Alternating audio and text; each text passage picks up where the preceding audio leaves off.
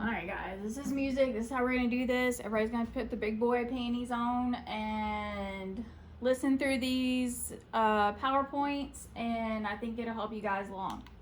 Alright, so first of all, what's music? 5 factors to consider. So this answer, I think, could vary from person to person. What my grandfather would say music is probably not even close to the same thing as what you would say music is.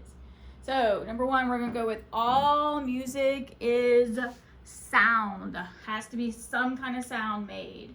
These sounds that are made have to be organized, and not organized by a little bird. They have to be humanly organized sounds for them to be considered music.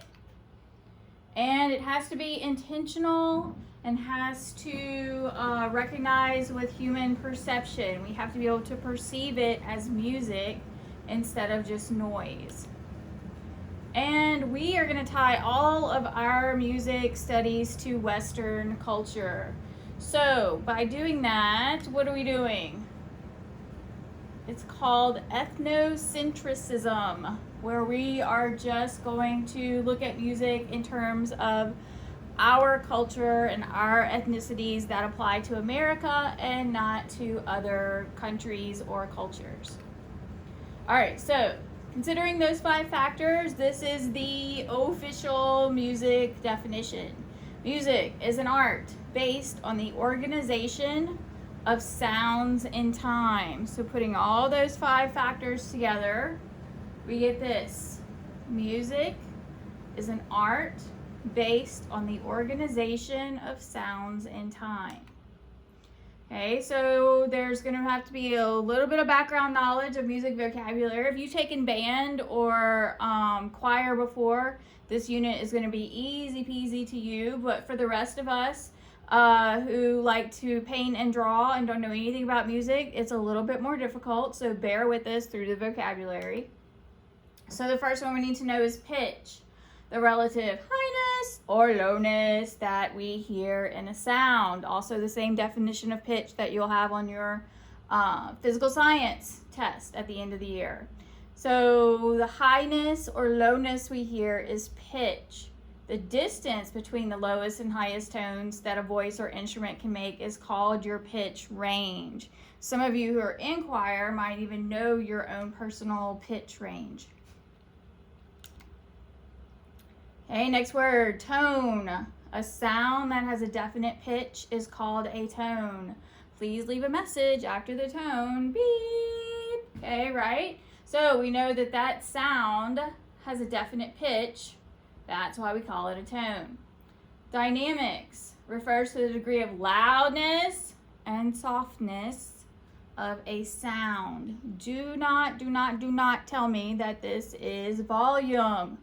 When you're talking about music, this is dynamics, the loudness and softness of a sound. And the way I remember that, you know, I love alliteration, is that degrees starts with a D and dynamics starts with a D.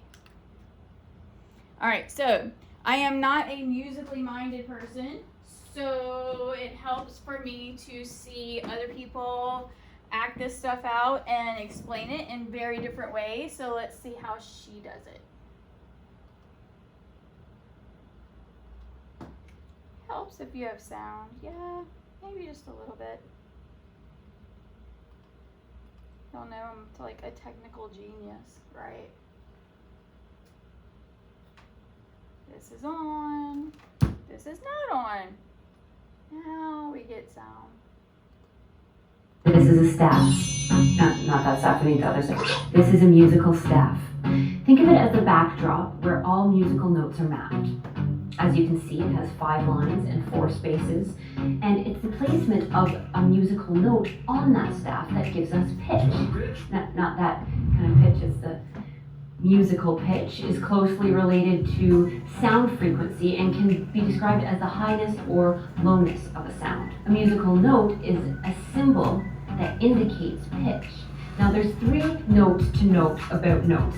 Number 1 is the placement on the staff that gives a specific note its pitch. Number 2, names of notes range from A to G. H, I, ain't no thing, just A, B, C, D, E, F, G. And finally, notes ascend alphabetically up the staff. Hold up. But there's only 9 spots. What do? Introducing ledger lines, or mini note extenders, if you will. These little lines sit above and below the staff to help us gain access to the pitches that we wouldn't normally have in the realm of the 9 notes. But we can't have ledger lines for all these loose leaf notes everywhere. What do? You're gonna need a bigger boat. Not a boat, but a clef. So a clef sits at the beginning of a staff, and it indicates what group of notes that staff houses. There's 2 main clefs that we deal with. One is the treble clef, the high notes. It's also known as the G clef, as it circles the note G on the second line from the bottom. And the bass clef, the low notes, which is known as the F clef, where the F sits on the second line from the top between those 2 little dots there. So with those tidbits of information, you can figure out every other note. But that's a lot of memory work, and some smart music people figured out some acronyms to help you, which are as follows. The lines of the treble clef, every good boy deserves fudge. The spaces of the treble clef, face, F-A-C-E. The lines of the bass clef, good boys deserve fudge always. The spaces of the bass clef, all cows eat grass. Moo. If you want to know more about cows, or music theory, less about cows, we don't do cows, click the link below and it will take you to our website. Alright, so you don't have to know how to read music for this final exam, but if you are one of those people that knows how to read music, I am in awe of you. I cannot, it makes no sense in my brain whatsoever. So I just wanted you to see how they place it on the page and how the pitch range is noted. All right, next word, timbre, not timbre, my little redneck friends. No, this is timbre. It is synonymous, means the exact same thing as the word tone color. So changes in tone color create a variety and contrast in music. When the same melody is played by different instruments, it takes on different expressive effects because the instrument's tone color. Now, this made 0 sense to my non-musical brain until I saw this video where it told me and kind of equated the whole music and tone color to paint. Then it made more sense to me. It's 1963, and one of the highest rated TV shows, The Andy Griffith Show, features an episode where a bluegrass band plays a tune called Dueling Banjos. This now famous tune is often played with just a banjo and a guitar, since that's the way it was heard in the 1972 film Deliverance. Let's hear a part of the opening of that tune.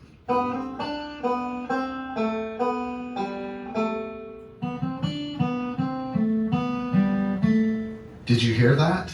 A banjo played a short melodic idea, then a guitar repeated it back, note for note. But why did the banjo sound so different from the guitar? After all, aren't they both string instruments playing identical notes at relatively the same volume? The reason their sounds are different is due to something we call tone color, or timbre.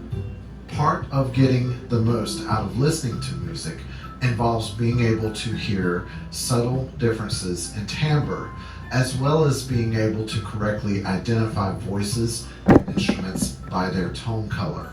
Please note that tone color and timbre mean the same thing, and that timbre is pronounced timbre. It is interesting that we use the word tone color when describing the unique quality of an instrument or voice, because if you think of the different instruments of the orchestra as having unique colors, it helps you understand the art of orchestration. If each instrument has a unique color, then one can achieve even more colors by blending and mixing them, just like a painter does. You can also highlight some colors by putting them next to a contrasting color. So if a composer wants a trumpet part to really stand out, he or she may have the strings play the harmony while the trumpet plays, instead of doing the same using other brass instruments. In music, composers and arrangers often take great care when assigning certain instruments to different melodic, rhythmic, and harmonic parts. As a final illustration of tone color, I will use a piece of music I composed for a student film where I wrote parts for the violin, trumpet, and trombone. I couldn't decide if I wanted a violin or a trumpet to play the melody in the opening, so I recorded both. Here's the violin performing the melody.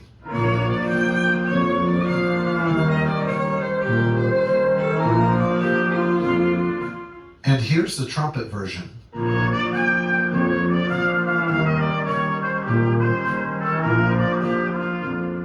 Notice how each instrument was playing the same passage, but their tone colors were different.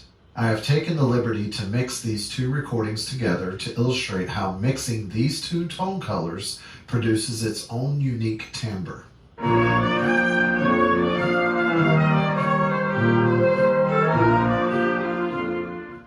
Tone color plays a very important role when the music is trying to evoke specific ideas or events, or used to accompany a play, a film, or a video game. If you're feeling especially tense during a scene in a horror film, chances are the film composer chose very appropriate tone colors to create such a mood. This explains why orchestras are still used today in such roles. The orchestra has been and continues to be a favorite medium for composers to express their musical ideas. Part of that reason is that the orchestra is capable of producing an almost unlimited range of tone colors, and it does it with the highest fidelity. As you listen to complex works such as symphonies and operas, pay special attention to how masterful composers utilize the many different tone colors of voices and instruments to paint us interesting pictures. Be sure to like and subscribe for more music-related videos. Alright, so it's just like being in class. I kicked the chair and everything. So it made a little more sense in my art brain that when he explains it, like paint colors, the tone color in music kind of makes more sense. So I want you to listen. This is the same piece of music. I'm going to play a little clip of it from each one and tell me how the different tone colors make it sound different. And see if you can guess the name of the music.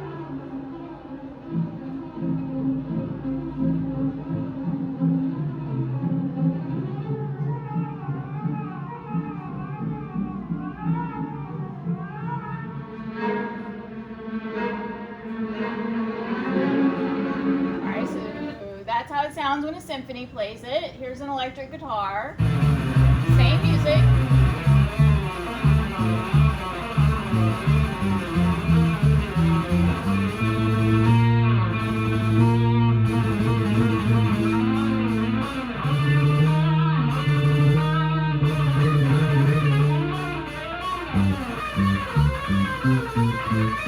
Pretty cool. Now here's a 6-year-old, and I said 6, playing it on the piano.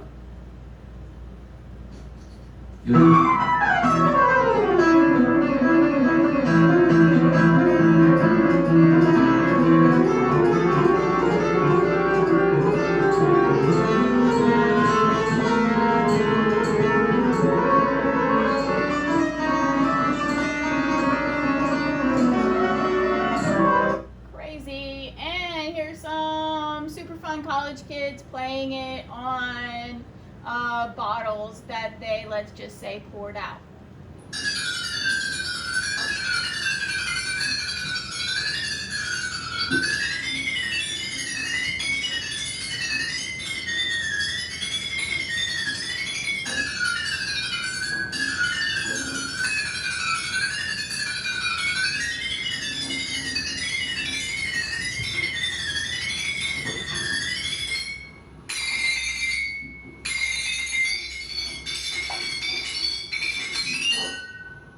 That's my favorite one.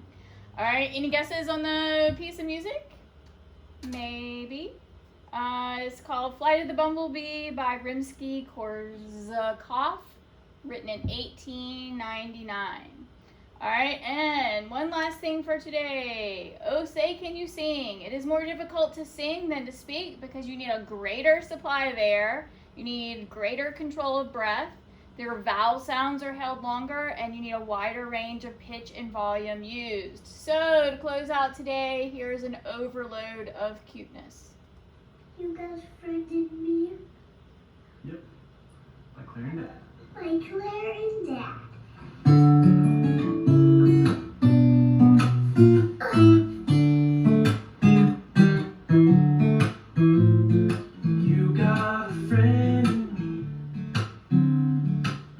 You got a friend in me. When the road looks rough ahead and you're miles and miles from a nice warm bed, you just remember what your old pal said. Yeah, you got a friend in me. Girl, you got a friend in me. This is a verse. Music and verse. You got friends in me. You got friends in me. You got troubles. I got them too. There isn't anything I wouldn't do for you. We stick together and sit there, 'cause you got a friend in me. Yeah, you got a friend in me. Some other folks might be a little smarter than I am, bigger and stronger too. But none of them will ever love you the way I do. It's just me and you, girl.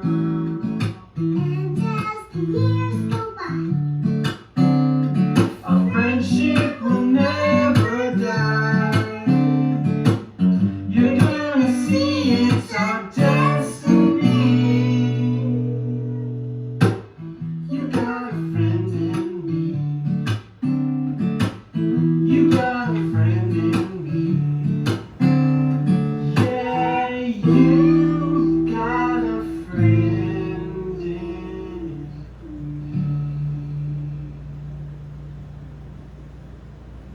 Good singing.